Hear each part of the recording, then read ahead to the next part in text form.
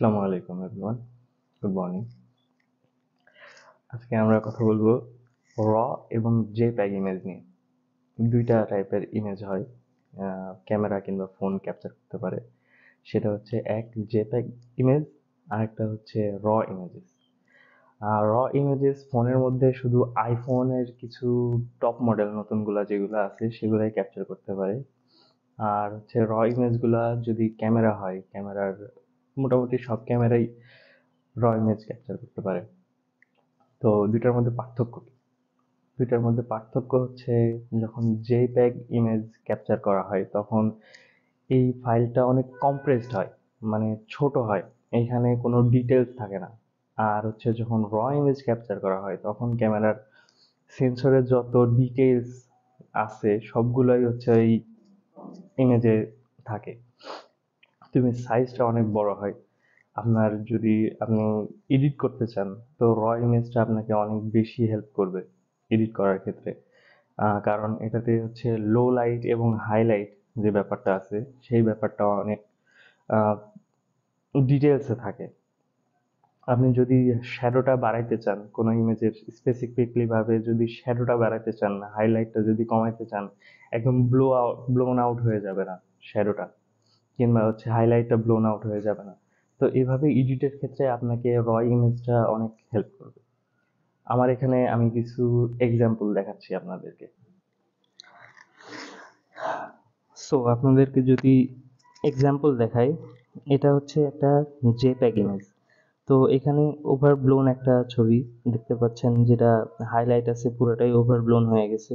তো এখানে আমি যদি এক্সপোজারটা কমাই, তারপরেও হাইলাইট যে এরিয়াটা আছে এটা কিন্তু ফিক্স হচ্ছে না, কোনোভাবেই এটাকে ফিক্স করা সম্ভব না, কারণ এটা একটা কম্প্রেসড ইমেজ।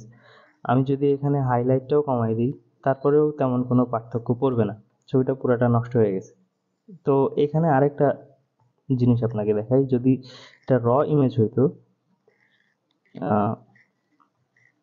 এই যে এটা হচ্ছে র ইমেজ, এটা লোডিং হতে একটু টাইম নেবে কারণ অনেক বড় একটা সাইজ।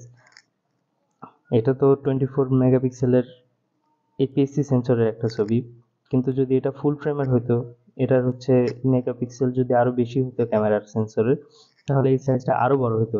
এইখানে এক একটা ছবি আপনার প্রায় কিছু না হলেও 24 মেগাবাইটের উপরে থাকে। তো এখানে আপনাকে দেখাই যে এটার যদি এক্সপোজারটা আমি কমিয়ে দিই, দেখতে পাচ্ছেন ছবিটা অনেকটা কিন্তু ফিক্স হয়ে গেছে, অনেকটা কি পুরোটাই ফিক্স হয়ে গেছে। এই উপরের এই কোণার সাইডে একটু আছে, এটারেও ফিক্স করা যাবে, যদি মাস্কিং দিয়ে যদি ফিক্স করতে চাই তাহলে ফিক্স করা যাবে। তো এখানে এক্সপোজারটা কমানোর ফলে শ্যাডো এরিয়াটারও এক্সপোজার কমে গেছে। যদি এটা বাড়িয়ে দিই, দেখতে পাচ্ছেন ইমেজটা কিন্তু অনেকটা সুন্দর হয়ে গেছে। তো এটাই হচ্ছে র এবং জেপিইজি ফাইলের মধ্যে মেজর পার্থক্য। তো আপনারা র এবং জেপিইজি ইমেজ কি সেটা দেখলেন। এখন কোন সময় কোনটা শ্যুট করবেন? যদি আপনার মেমোরিতে জায়গা কম থাকে, যেহেতু জেপিইজি ইমেজটা একটু সাইজে ছোট হয়, তাহলে আপনি জেপিইগেই শ্যুট করবেন অবশ্যই। আর যদি মেমোরিতে হিউজ জায়গা থাকে তাহলে তো কোনো সমস্যাই নেই, আপনি রতে শ্যুট করতে পারেন। যদি এডিট করতে চান খুব ভালো মতো, যদি এডিট করতে আপনার ভালো লাগে, যেমনটা আমার ভালো লাগে ছবি এডিট করতে, তো সেহেতু আপনি অবশ্যই রতে শ্যুট করবেন। যদি সাইড বাই সাইড কম্পারিজনে আসি, তাহলে র ইমেজ হচ্ছে সাইজে বড় হয়, সো কোয়ালিটি অবশ্যই ভালো হবে র ইমেজের। ইয়েস, সাইজ ডাজ ম্যাটার সব জায়গাতেই।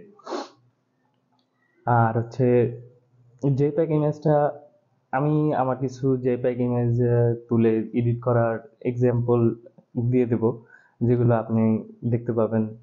জেপিইজিও ভালো, যদি ভালো লাইট কন্ডিশনে ছবি তোলা হয় জেপিইজি দিয়েও অনেক সুন্দর ছবি ওঠানো যায়।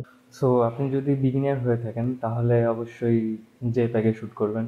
আর যদি হচ্ছে একটু এক্সপিরিয়েন্স হয় আপনার, যদি কিংবা হচ্ছে আপনি বিগিনার হয়েও যদি আমার মতো এক্সপেরিমেন্ট করতে চান, আমি নিজেও একজন বিগিনার, আমি বলবো না আমি তেমন কোনো প্রো একজন ফটোগ্রাফার কিংবা ভিডিওগ্রাফার, আমি নিজেও একজন বিগিনার।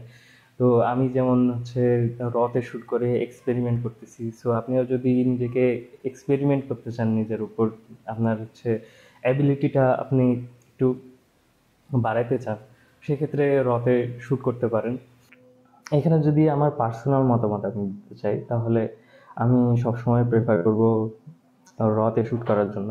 আমার রতে শ্যুট করতেও ভালো লাগে, আবার হচ্ছে ছবিগুলো রতে এডিট করতেও ভালো লাগে। আর তো আজকে এই পর্যন্তই থাকতেছে। আমি লাস্টে কিছু আমার এডিটেড ছবি দিয়ে দিচ্ছি, যদি ভালো লাগে তাহলে দেখতে পারেন। আশা করি ভালো লাগবে। আর যদি ভিডিও ইনফরমেটিভ মনে হয়, যদি মনে করেন যে হচ্ছে এটা থেকে আপনি কোনো বেনিফিট পাচ্ছেন, তাহলে অবশ্যই একটা লাইক করে দিবেন। আর হচ্ছে যদি ইউটিউব থেকে দেখেন, তাহলে আমার চ্যানেলটা অবশ্যই সাবস্ক্রাইব করে দিবেন। Thank you. আল্লাহ হাফেজ।